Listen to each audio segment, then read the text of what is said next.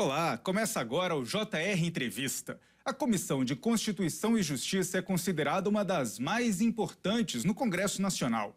Entre as atribuições estão debater e votar temas, como os aspectos constitucionais, legais, jurídicos e regimentais de projetos e a admissibilidade de propostas de emenda à Constituição.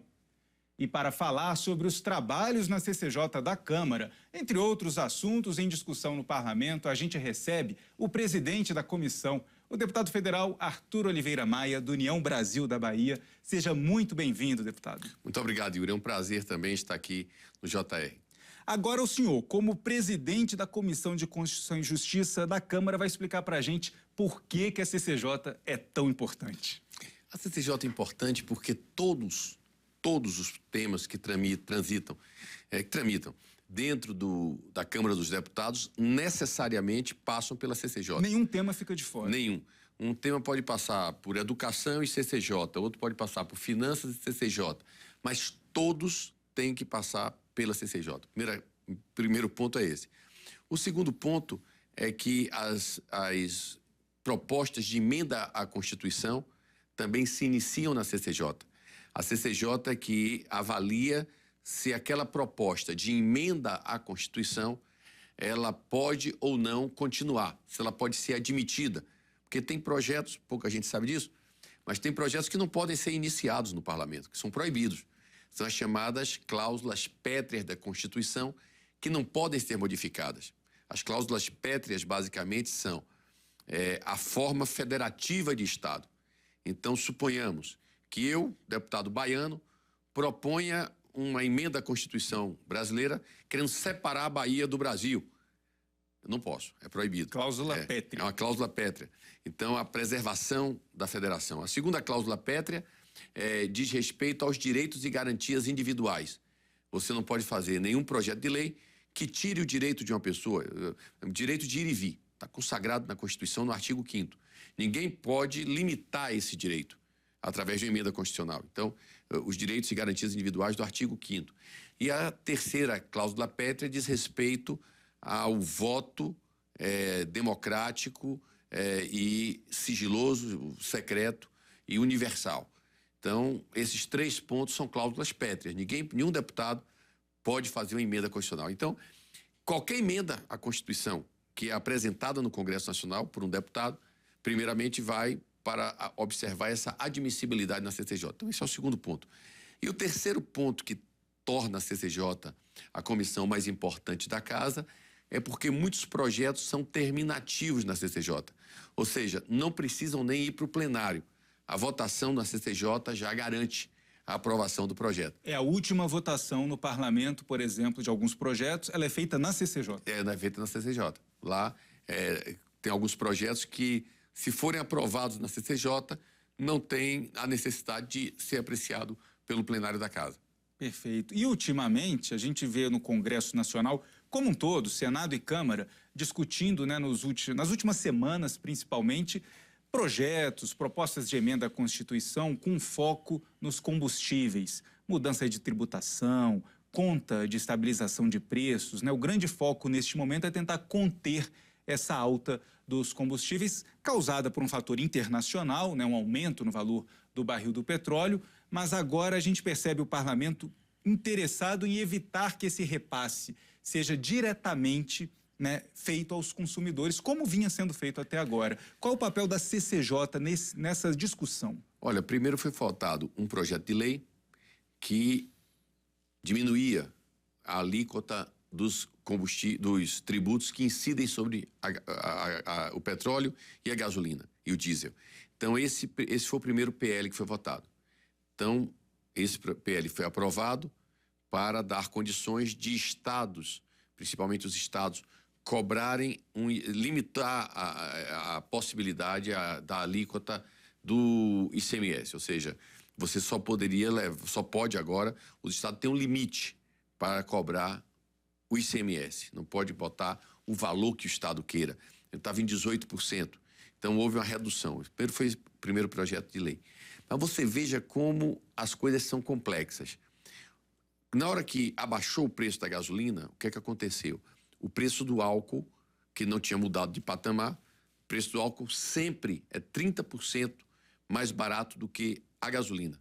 Isso é uma regra, porque todo mundo sabe, a gasolina ela tem um rendimento maior, ela protege mais o motor, etc. Então as pessoas que compram, que consomem o álcool, o fazem porque o álcool é mais barato. Ela é 30% mais barato. Ocorre que quando teve esse projeto de lei que diminuiu o preço da gasolina, a gasolina ficou com o mesmo preço do álcool.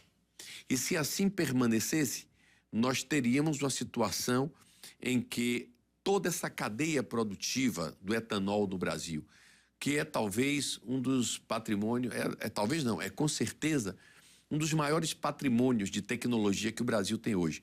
Poucos países do mundo dispõem dessa tecnologia, nós somos a vanguarda. Uma energia renovável. Energia renovável, que polui menos o meio ambiente, que não tem essa influência no aquecimento global, como os combustíveis fósseis têm. Então, isso é muito importante.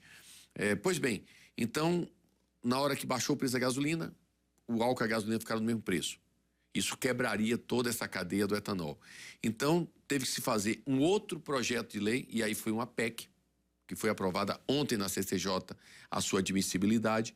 Uma PEC que possibilita a diminuição do preço do etanol. Essa é a PEC já aprovada no Senado também. Aprovada no Senado e que ontem nós aprovamos na CCJ. É uma PEC que garante um repasse aos estados para que os estados possam diminuir o preço, a alíquota cobrada de ICMS. É a mesma lógica do projeto que reduz também o imposto sobre os combustíveis fósseis, né? O Estado, a União, fazendo uma compensação financeira do prejuízo na arrecadação que estados e municípios possam ter. Exatamente. Então, isso foi aprovado ontem na CCJ. Com isso, nós conseguimos preservar a situação do etanol, dessa cadeia produtiva e de todo esse patrimônio científico e tecnológico que o Brasil dispõe e que, inclusive, tem exportado para outros países. É muito importante para o Brasil, são bilhões e bilhões de dólares que giram nessa cadeia com a geração de centenas de milhares de empregos, enfim. Então, ontem nós tínhamos que aprovar isso, com pressa porque se nós não aprovássemos ontem, iríamos, porque tem que ter 10 dias de debate na comissão especial e, consequentemente, entraríamos no recesso e não teria aprovação no plenário. Portanto, o nosso propósito é aprovar até 15 de julho, que é quando começa o recesso parlamentar, de 15 dias, vai de 15 de julho a 1º de agosto. Se não aprovássemos ontem na CCJ, não teríamos como aprovar até o dia 15 de julho. Então, tem que fazer um acordo. E aí é que entra o papel do presidente da CCJ, no sentido de tentar construir um acordo. Alguns partidos eram contra, né? Mas você tem que dialogar, de construir alternativas capazes de promover a conciliação. Esse é o grande desafio, eu penso, de você conduzir uma comissão importante como a CCJ. É preciso você ter a capacidade de diálogo, porque ali, naquele colegiado, estão ideias muito diferentes. Mas cabe ao presidente criar um clima de harmonia capaz de facilitar o andamento dos trabalhos. E qual foi o segredo? Que acordo foi fechado para conseguir levar agora esse texto, né, a ser discutido na comissão especial e em seguida pelo plenário? Porque há, em alguns parlamentares, e no Senado isso ficou muito claro, apesar da aprovação, uma crítica no sentido de que esse foco excessivo, seria um foco excessivo nos combustíveis, um efeito que é sazonal, que é no curto prazo do mercado internacional estar com os combustíveis num patamar elevado e mudando em definitivo, trazendo para a Constituição Federal uma nova regra para todo sempre, ou nesse caso pelos próximos 20 anos, né, que é o que a PEC vai trazer, e uma compensação parece que é como se fosse uma gambiarra que a gente ouviu dos críticos. Como é que o senhor explica isso? Em relação à gasolina e aos combustíveis derivados do petróleo, é apenas durante esse pico de preço que nós estamos tendo no mercado internacional. Pico de preço que está sendo causado principalmente em virtude da guerra entre a Rússia e a Ucrânia. Mas a PEC dos biocombustíveis é A PEC para os próximos 20 anos. biocombustíveis abriu-se a possibilidade de que haja essa compensação. Mas, obviamente, que na hora que nós tirarmos esse subsídio do combustível, a gasolina sobe. A gasolina, ela volta a ter... Na hora que o preço do petróleo internacional cair, não tem por que manter essa anistia essa diminuição das alíquotas dos combustíveis. Os impostos voltam ao normal. Voltam ao normal. Voltando ao normal em relação aos combustíveis, naturalmente que não tem por que você manter esse auxílio, esse subsídio ao etanol. Então, naturalmente, ele volta e não tem por que o governo estar pagando ainda aos estados. Então, é um momento sazonal, é um momento totalmente fora da curva que a gente está vivendo no planeta. E essa ação do Congresso Nacional, no sentido de acolher o povo brasileiro nesse momento, é muito importante. Porque, antigamente, como foi no governo da Dilma, em 2014, o mundo também viveu uma grande crise em relação aos combustíveis. O preço do petróleo subiu muito. Naquele tempo, a Petrobras ainda tinha o monopólio do petróleo. E como tinha o monopólio, a Petrobras é que determinava o preço, sobe, desce e tal. Hoje não é mais assim. A Petrobras não tem mais o monopólio, existem outras empresas. Então, se a Petrobras baixa o preço dela e as outras empresas não baixam, e a Petrobras não tem mais capacidade para suprir toda a demanda nacional... Falta combustível. Falta combustível. Falta combustível. Então, isso é uma realidade. Mas em 2014, o governo Dilma resolveu bancar essa diferença. Então, a Petrobras começou a pagar 50 centavos, na época era mais ou menos isso, por cada litro que qualquer brasileiro consumisse. Então, se eu abastecesse o meu carro no posto de gasolina, 50 centavos por cada litro que eu estava botando era pago pela Petrobras. Isso quebrou a empresa. A gente viu em que condição a Petrobras ficou. Hoje, essa medida não seria mais possível, justamente porque não tem mais o monopólio da Petrobras.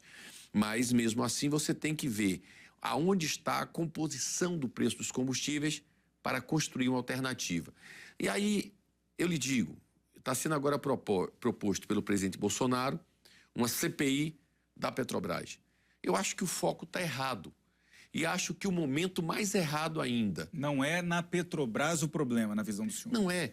Eu acho que podemos sim, e devemos, mais do que podemos, devemos, nós, enquanto Congresso Nacional, promover um grande debate nacional acerca da composição do preço dos combustíveis.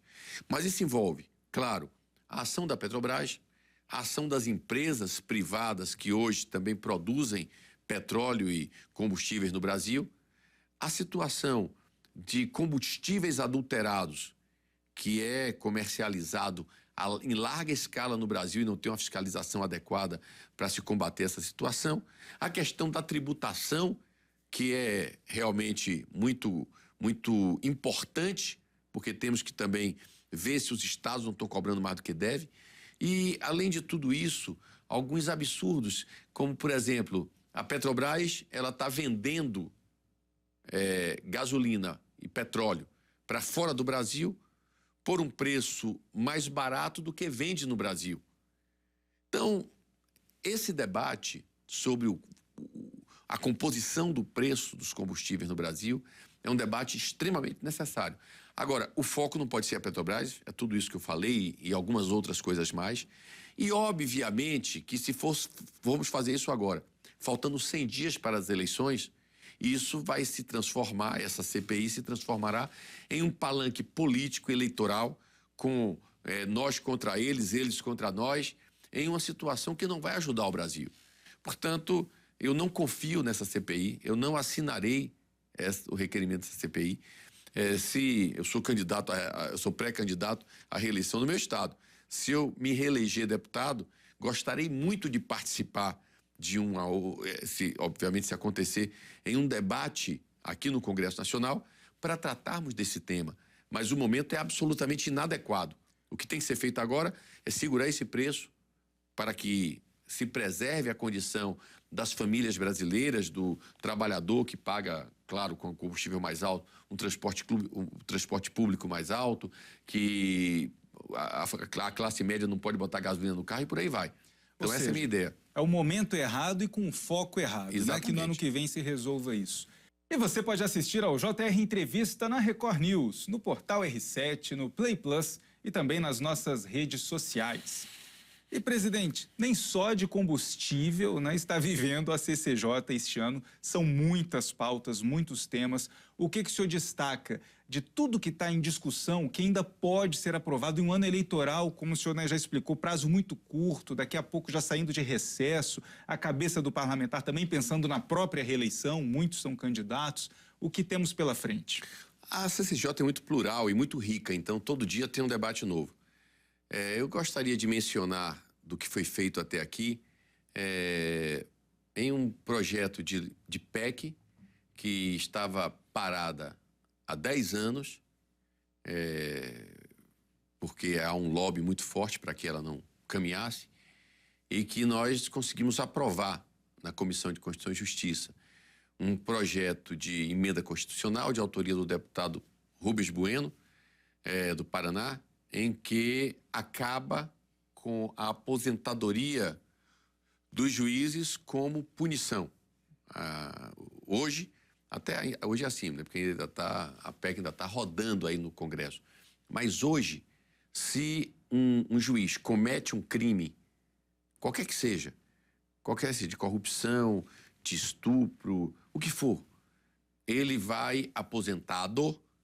Não importa a idade que tenha, pode ter 30 anos, 40, não importa. Ele vai aposentado, claro, proporcionalmente, de acordo com o tempo que ele contribuiu, mas recebendo essa aposentadoria até o fim da vida. Ele vai para casa como se fosse um prêmio. É impressionante, né? Como demorou, né, para a CCJ conseguir aprovar isso. 10 anos. Então, agora foi para a pauta, claro que houveram pressões daqui e dali, nos mantivemos firmes e aprovamos essa PEC. Agora estamos aguardando que o presidente Arthur Lira faça a comissão especial para avaliar essa PEC. Votamos ontem essa PEC dos combustíveis, extremamente importante. Ontem também foi votado a PEC da enfermagem, uma PEC que dá algumas garantias a esse público de profissionais da saúde, que, sobretudo na pandemia, desempenharam um papel extremamente duro, muitos perderam a vida pelo desempenho do seu trabalho. Hoje, nós votamos há pouco lá na CCJ uma PEC que regulamenta a questão das concessões das lotéricas. Sabe que as lotéricas no Brasil hoje desempenham um papel social formidável, porque o que acontece com a tecnologia dos bancos, a tecnologia, né, da informática, diminuiu-se muito o número de agências bancárias, muito. Uma boa parte das cidades brasileiras, das pequenas cidades brasileiras, sobretudo nos rincões mais distantes, não tem mais agência bancária. A lotérica resolve. A lotérica funciona como esse correspondente bancário. Então, essa possibilidade de alguém se conectar, de acessar o sistema financeiro nacional, seja pagando uma conta, seja fazendo uma transferência para um filho que está em outro lugar do país, etc. Isso é uma questão de cidadania. Então, nós tínhamos que fazer essa votação e fizemos hoje. Mas existem outras tantas aí, polêmicas que estão na CCJ, e vamos continuar trabalhando para que esses temas andem. Sem dúvida, presidente. O JR Entrevista faz um rápido intervalo e, na volta, a gente fala sobre o projeto que prevê o pagamento do 14º salário para aposentados e pensionistas do INSS. Não saia daí. Estamos de volta com o JR Entrevista e aqui com a gente o presidente da Comissão de Constituição e Justiça da Câmara, o deputado federal Arthur Oliveira Maia, do União Brasil da Bahia. Então, presidente, uma coisa que interessa para muita gente e que está em tramitação na Câmara é aquele projeto do 14º salário para os beneficiários do INSS. Como anda essa pauta lá na casa? Olha, essa pauta já tinha passado por 2 comissões, chegou na Comissão de Constituição e Justiça. Enquanto isso, um parlamentar solicitou ao presidente da casa, deputado Arthur Lira, que ele fosse para mais uma comissão, a comissão do idoso, e na medida em que foi para a comissão do idoso, ele aí já completou 4 comissões. A do idoso, a Previdência, Finanças e Tributação e CCJ. Nesse momento, quando acontece que um projeto tem que passar por 4 comissões, ele necessariamente vai para uma comissão especial. Aí, para tudo, se constitui uma comissão especial com um propósito específico de avaliar esse projeto. Então, mas quanto tempo para chegar ao plenário? Não, aí depende agora dos líderes indicarem os membros para se nomear um relator e ter uma tramitação da comissão especial. Sendo aprovado, aí vai para o plenário. Mas não está mais na CCJ. Né? Não está mais na CCJ. E o senhor foi o relator da Comissão Especial da Reforma Administrativa, que subiu no telhado, presidente. E agora? Infelizmente. E eu lhe digo uma coisa, Yuri. Eu fui relator também, no governo Temer, da reforma da Previdência. E acompanhei, assim, muito de perto o empenho do presidente Michel Temer de fazer a reforma da Previdência. E digo mais, isso só não aconteceu por conta daquela delação aí da JBS, aquela pataquada aí que aconteceu, que depois se descobriu que era tudo uma farsa. Mas, enfim, havia um empenho pessoal do presidente da República. A reforma administrativa, como a reforma da Previdência, como a reforma eleitoral, qualquer reforma estruturante que se faça nesse país, necessariamente tem que ter o presidente da República como o grande patrono dessa causa. Por isso que a tributária também não anda. A tributária é uma delas. Então, não adianta você imaginar que é possível avançarmos em um tema tão importante sem o presidente, porque o presidente tem uma bancada no Congresso. Essa bancada, em regra, a não ser em momentos excepcionais, é majoritária.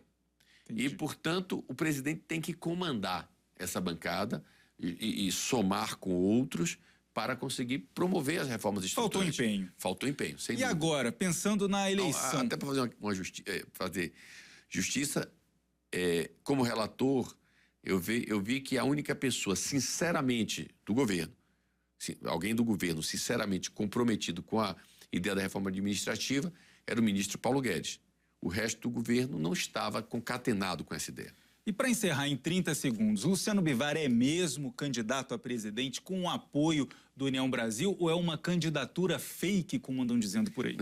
O Luciano é uma candidatura do nosso partido, que é um grande partido. Eu votarei no Luciano Bivar. Obviamente que uma candidatura, porque tem hoje uma pequena pontuação, ela pode crescer ainda, mas o fato de ter uma pontuação nesse momento pequena não significa que seja fake. É uma candidatura sincera, correta, é uma decisão amadurecida pelo nosso partido e Luciano Bivar tem estatura para ser presidente do Brasil. Então, eu pessoalmente votarei em Luciano Bivar para presidente, como creio que todos os companheiros do nosso partido, do União Brasil, haverá de nos acompanhar e espero que ele, com seu preparo, tenha condição de crescer durante o processo eleitoral. Ok, obrigado pela presença aqui com a gente, presidente. Eu que agradeço, Yuri. É sempre uma satisfação muito grande estar aqui no JR. O JR Entrevista fica por aqui. Lembrando que você pode assistir ao programa na Record News, no portal R7, no Play Plus e também nas nossas redes sociais. Muito obrigado pela presença aqui com a gente e até a próxima. Tchau, tchau.